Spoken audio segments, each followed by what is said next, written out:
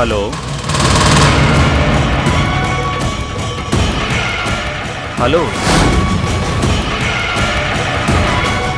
మాట్లాడకపోయినా ఫోన్ తీసింది నువ్వేనని నాకు తెలుసు సంధ్య. ఎందుకు ఫోన్ చేశారు? నీకోసం మాత్రం కాదు. అది నాకు తెలుసు. కోర్టు సమన్స్ అందాయి అనుకుంటాను. బాబు, ఏం చెయ్యాలో, ఈ కేసులోంచి ఎలా బయటపడాలో తెలియక ఇద్దరూ కలిసి తలలు పట్టుకొనింటారు. ఆ రోజు పోలీస్ కస్టడీ నుంచి వాణ్ణి బెయిల్ మీద విడిపించగలిగాం. కానీ ఇప్పుడు కోర్టు మర్డర్ అటెంప్ట్ కేసు. తప్పించగలవా? న్యాయం గెలుస్తుంది, ధర్మం జయిస్తుంది అంటావుగా. ఇప్పుడేం చేస్తావు?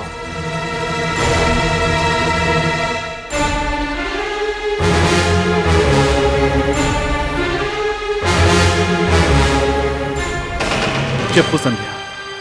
నువ్వు వాడు కలిసి పీపీ గారి గడ్డం పట్టుకున్నా, జడ్జి గారి కాళ్లే పట్టుకున్నా శిక్ష పడకుండా తప్పించుకోవటం అసంభవం. అది గుర్తు చేద్దామని కాల్ చేశాను. హత్యకైతే మరణశిక్ష లేదా యావజ్జీవం. హత్య ప్రయత్నానికైతే కనీసం 7 ఏళ్ళు, 7 లాంగ్ ఇయర్స్ జైలు శిక్షకి మెంటల్గా ప్రిపేర్ అయి ఉండమని నీ మాజీ మొగుడికి చెప్పు.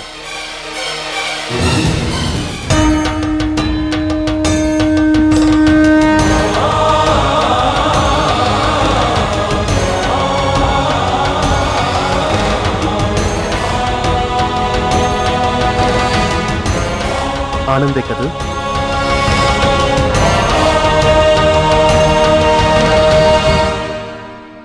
ఏమంటున్నాడు?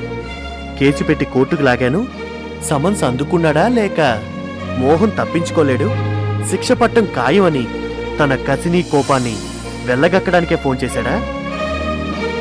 ఎందుకు ఎందుకు మీరంటే అంత కసి, కోపం? మీరు ఏం చేశారని? ప్రాణాలు కాపాడాను కదా, అందుకు. ఆ స్వామినాయుడు మర్డర్ కేసులో జైలుకు వెళ్లకుండా రక్షించాను కదా, అందుకు. ఆ సిద్ధప్ప చేత నా మీద హత్యా ప్రయత్నం చేసింది వాడే అని తెలిసి కూడా మెజిస్ట్రేట్ గారి ముందు తప్పుడు వాంగ్మూలాన్నిచ్చి వాణ్ణి మరోసారి జైలు గోడల మధ్య మగ్గిపోకుండా ఆపగలిగాను కదా, అందుకు. పంతం పట్టి అడుగడుగున నాతో కావాలనే పోటీ పడుతూ నన్ను నాశనం చేయాలని చూస్తున్నాడని తెలిసి కూడా పోనీలేని ఉపేక్షిస్తూ వచ్చాను కదా, అందుకు.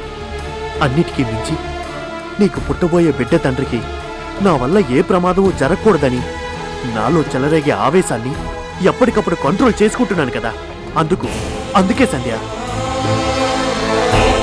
లేదు, ఇక ఆయన గారి ఆటలు సాగటానికి వీల్లేదు. కావాలని ఫోన్ చేసి ఎలా తప్పించుకుంటాడో చూస్తాను అని ఎగతాళిగా మాట్లాడిన ఆయన గారి అహంకారాన్ని పటాపంచలు చేయాలి. అన్యాయంగా మర్డర్ కేసును బనాయించి మీ మీద కక్ష సాధించాలని ఆయన గారి పన్నాగాన్ని తిప్పికొట్టాలి. కొడతాను. ఆ న్యాయ దేవత సాక్షిగా కోలుకోలేని దెబ్బే కొడతాను.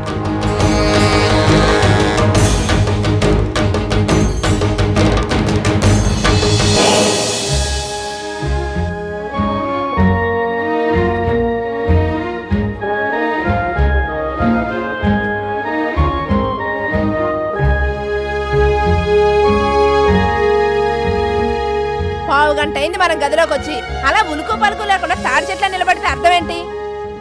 సుమతి, నువ్వు చేసింది ఏమీ బాలేదు. నువ్వు చేసింది ఇది బాగుందా? అయితే మాత్రం సరాసరి ఇంట్లోకి దిగబడిపోతావా? మరేం చేయను, నువ్వు మొహం చూపించి 3 నెలలైంది. కడుపు చేసి పారిపోతే పట్టుకోలేననుకున్నావా? అది కాదు సుమతి. సుమతినే, సతీ సుమతిని కాదు, ఈ కాలం సుమతిని, కలియుగ సుమతిని. చూడు, నీ మాట విని లొంగాను కదా అని, కథ ఇక్కడ దాకా వచ్చింది కదా అని యాషాలేసావనుకో, నీ బతుకుని బందర బస్ స్టాండ్ చేయడానికి నువ్వు నా మెళ్ళో కట్టిన ఈ తాలిబొట్టు ఒకటి చాలు, నీతో తదిగినతో మాడించడానికి. సుమతి, వచ్చి రాగానే ఎందుకు అలా ఫైర్ అయిపోతావు? ఏదో ఒక మంచి ఉద్యోగం సంపాదించి ఆ తర్వాత నీ ముందుకు రావాలనుకుంటే. వచ్చిందిగా ముందుకు. అయ్యగారు వచ్చేదాకా అమావాస్య ఆగదు, ఆడ మగ కలుసుకున్నాక ఇలా జరగక మనదు.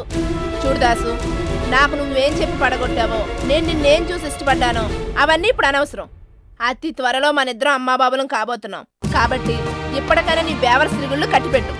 వెంటనే ఏదో ఒక ఉద్యోగం సంపాదించి నన్ను నీకు పుట్టబోయే బిడ్డని పోషించు. అర్థమైందా?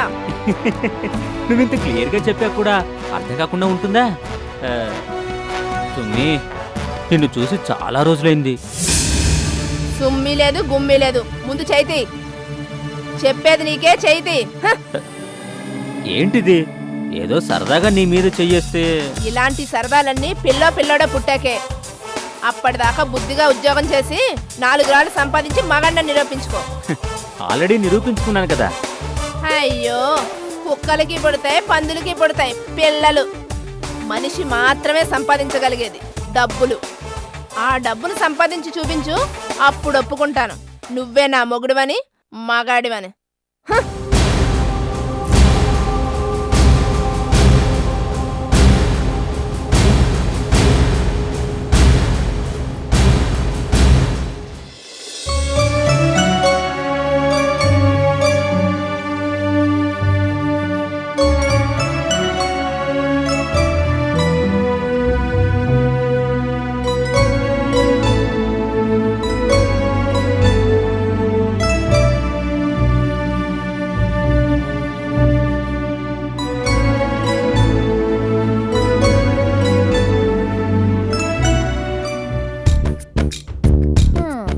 ఏం చదువుతున్నా? కనిపించడంలా కథ చదువుకుంటున్నాను. నువ్వే ఓ కథానాయకురాలివి, నువ్వు ఇంకొకరి కథ కూడా చదువుతావా? ఆ చదువుతాను. వీటిల్లో పడే కథలే కాదు, వీధిన పడిన కథలు కూడా చదువుతాను. ఏం కథలు చెప్పుకుంటున్నారట వీధిలో వాళ్ళు? ఏం కథలా? నోటితో చెప్పడానికి కూడా వీల్లేనంత చండాలపు కథలు. ఎవరి గురించో కాదు, మీ భాగవతం గురించే. ఓ, అంటే మాకప్పుడే అంత పాపులారిటీ వచ్చేసిందా? మరే, మీది మామూలు కదా, అన్ని మసాలాలు బాగా దట్టించిన కదా. 3వ పెళ్లికి రెడీ అనే ఓ మగాడు, ఆ మగాడికి లైన్ వేయటానికి రెడీ అని ఓ సిగ్గులేని ఆడది. కావేరి, నీ సంగతి ఇప్పుడు కాదు, మళ్ళీ చెప్తాను.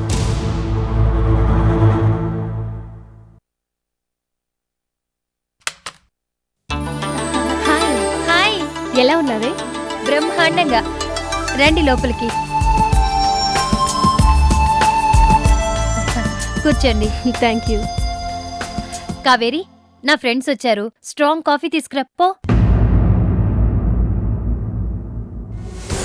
ఏయ్, చెప్పేది నీకే. మర్యాదగా వెళ్ళి కాఫీ తీసుకురాలేదనుకో, మీ మామయ్యతో చెప్పి బడత పూజ చేయిస్తాను.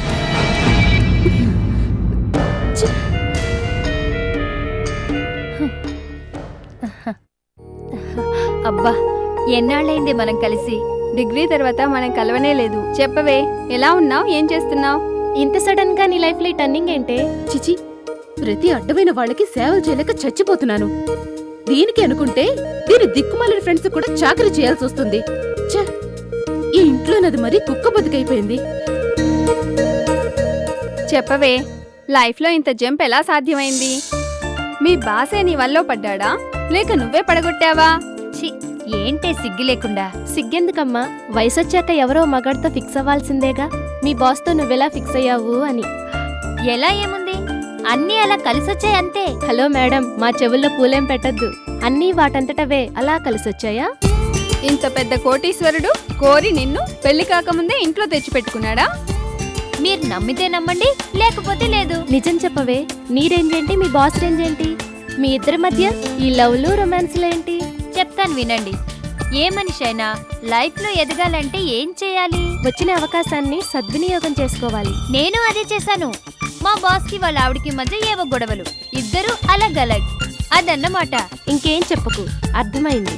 ఒంటరిగా ఉన్న మీ బాస్ని నీ కంటి చూపులతో రెచ్చగొట్టావు, తీయటి మాటలతో టెంప్ట్ చేశావు, ఫైనల్ గా కథని పెళ్లిదాకా తీసుకొచ్చావు, అంతేనా? యా, నాలాంటి అందమైన ఆడపిల్ల ఇలా క్రీకంట చూస్తే ఫ్లాట్ అవ్వని మగాడుంటాడా? బాస్ అని తీయగా పిలిస్తే ఐస్ అయిపోకుండా ఉంటాడా? అంటే మీ బాస్ ని చాలా ఈజీగా బుట్టలో వేసుకున్నావు అన్నమాట. కాఫీలు. కాఫీలు అని అక్కడ పెడితే ఏంటర్థం? తీసుకొచ్చి చేతికివ్వు. చెప్పేది నీకే.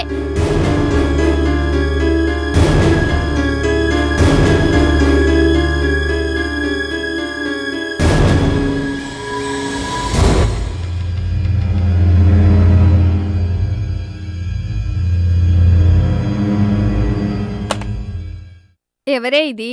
మీ పని మనిషా? అలాంటిదేలే. అలాంటిదే అంటే? అలాంటిదే అంటే అలాంటిదే. పాపం మొగుడు వదిలేస్తే దిక్కులేక మా బాస్ కాళ్ళు పట్టుకొని ఏదో ఇక్కడ సెటిల్ అయిపోయిందిలే. బాగా పొగరనుకుంటాను. ఆ చూపు చూడు. మా బాస్ ఫుడ్ తిని మింగడానికి మెతుకులేకపోయినా పౌరుషానికేం తక్కువ లేనట్టు. తినమరిగిన కోడి కదా. ఇలాంటి వాళ్ళ కలిసిస్తే నెత్తి మీదకెక్కుతారు. ఇల్లెక్కి కోస్తారు. ఎందుకైనా మంచిది. వయసులో ఉంది కదా, ఒక అన్నేసుంచు. మా చుట్టాలింట్లో ఇలాగే ఫోన్లే కదా అని ఓ పిల్లని తెచ్చిపెట్టుకుంటే వాళ్ళ కార్ డ్రైవర్తో జెండా ఎత్తేసిందట. ఎందుకైనా మంచిది. నువ్వు కేర్ఫుల్గా ఉండు శృతి. ఇలాంటి వాళ్ళు మొగుడు పిల్లాల మధ్య గొడవలు పెట్టే రకాలు. మీ బాస్ నీ మెల్లో 3 ముళ్ళు వేయగానే దీన్ని ఇంట్లో నుంచి తరిమేయి.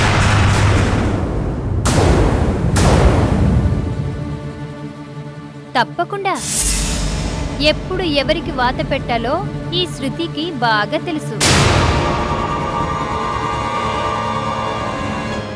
ఇక మేము వెళ్తామే. నీ పెళ్ళికి మాత్రం మమ్మల్ని పిలవడం మర్చిపోకు. ఇంతకీ హనీమూన్ ఎక్కడికి ప్లాన్ చేశారు? స్టేట్స్కా, స్విట్జర్లాండ్కా? నన్ను అడిగితే బెడ్రూమ్ని మించిన స్పాట్ ఈ ప్రపంచంలోనే లేదు. All the best. ఉంటామే.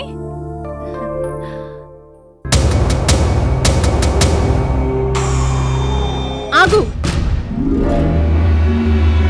ఏంటి? అసలేంటి నీ ఉద్దేశం? నన్ను వాళ్ళ ముందు పని మనిషి అంటావా? ఆ మాట నేననలేదు, వాళ్ళన్నారు. అంటే వాళ్ళ కళ్ళకి నేను పని మనిషిలా కనిపించానా? నీ చీర, నీ గెటప్ను చూసి ఇంకేమనుకుంటారు? నా ఫ్రెండ్స్ని చూసావా ఎంత స్టైల్గా ఉన్నారో? నన్ను చూడు ఎంత గ్రేస్ఫుల్గా ఉన్నానో. నిన్ను నువ్వు చూసుకో అద్దంలో. పని మనిషిలా కనిపిస్తావో పనికి మాలిన దానిలా కనిపిస్తావో?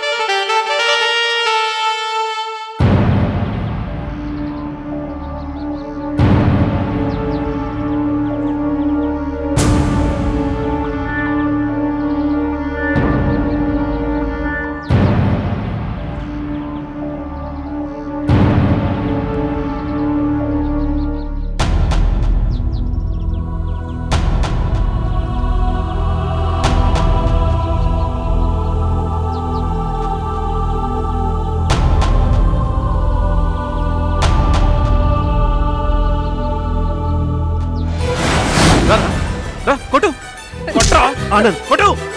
ఏంట్రా కొట్రా.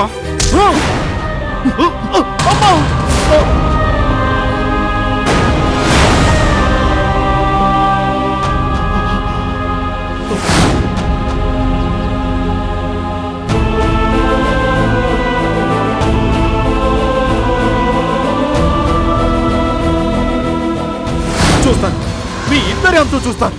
మిమ్మల్ని సర్వనాశనం చేస్తాను.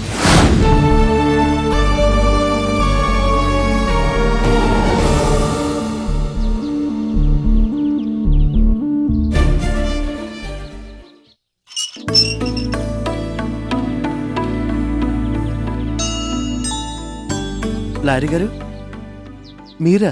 Hello mister Mohan. మీరిక్కడికి? అది ఆ కేసు విషయం. నేనే పిలిపించాను. ఓ, రండి లాయర్ గారు, కూర్చోండి. Thank you. లాయర్ గారు, కేస్ డీటెయిల్స్ అన్నీ మీకు ఫోన్లో చెప్పాను కదా. ఇంకేమైనా డీటెయిల్స్ కావాలంటే అడగండి, చెప్తాను. ఎట్టి పరిస్థితుల్లోనూ మనం ఓడిపోకూడదు. పగబట్టిన దుర్మార్గంతో చెయ్యని తప్పుని రుద్ది కేసుని బనాయించి జైలుకి పంపించాలనుకున్న వాళ్ళ ఆటల్ని సాగనివ్వకూడదు. తప్పకుండానమ్మా. అయితే ఈ కేసు విషయంలో ఆనంద్ గారు ఆరోపిస్తున్నట్టుగా సంఘటన జరిగిన రోజున కావాలనే మోహన్ గారు ఆయన మీద దాడి చేశారు, చంపాలని ప్రయత్నం చేశారు. అబద్ధం. అక్కడ జరిగింది వేరు. ఇదంతా ఆయన గారి కట్టుకథ. అక్కడ ఏం జరిగిందో నాకు తెలుసు. ఆ సంఘటనకి ప్రత్యక్ష సాక్ష్యం నేను. ఆ మాట ఇక్కడ కదమ్మా, కోర్టులో చెప్పాలి. చెప్తాను. ఆ ధర్మదేవత మీద ప్రమాణం చేసి జరిగింది జరిగినట్టుగానే చెప్తాను.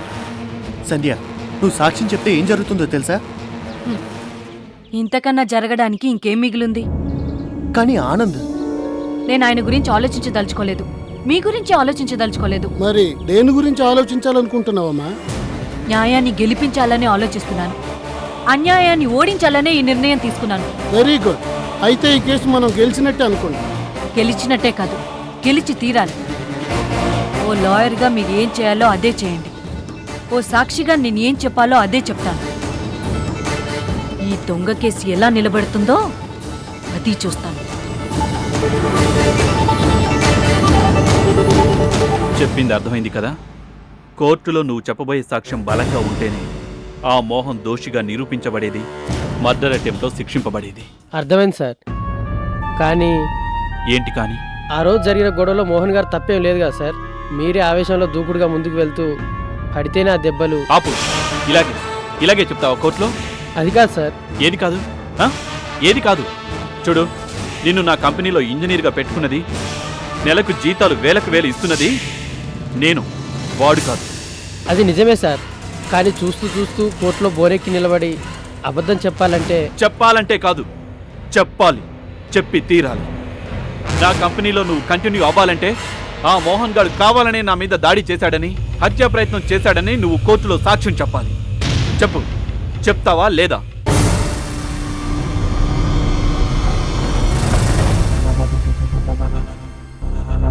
చెప్తాను సార్. అయితే చెప్పు. ఇదే కోర్టు అనుకో. నువ్విక్కడ ఇలా బోన్లో నిలబడ్డావనుకో, ఇక్కడ జడ్జి నేననుకో. కమాన్, చెప్పు. సాక్ష్యం ఎలా చెప్తావో చెప్పు. సార్, అసలు ఏం జరిగిందంటే, అంతొద్దు.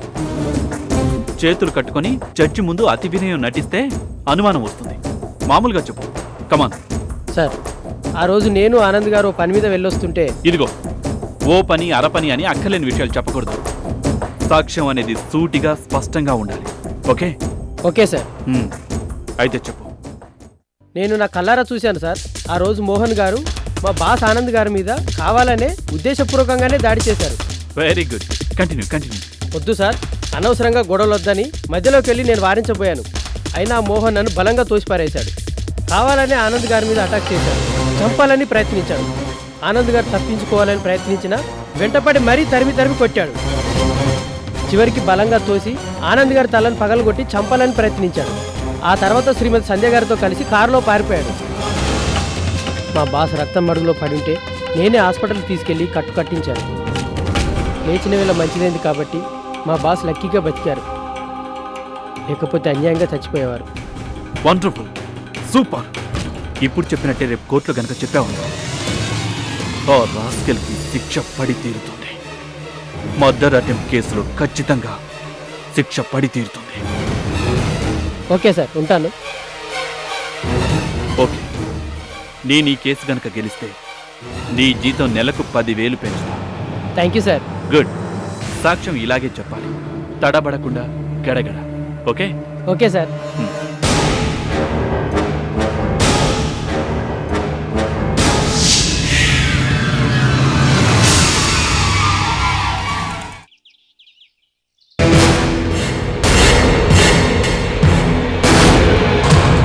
భార్య చేత వ్యతిరేక సాక్ష్యాన్ని చెప్పించుకొని కోర్టులో ఓడిపోయిన భర్తగా చరిత్రలో మిగిలిపోవాలనుకుంటే మీ ఇష్టం.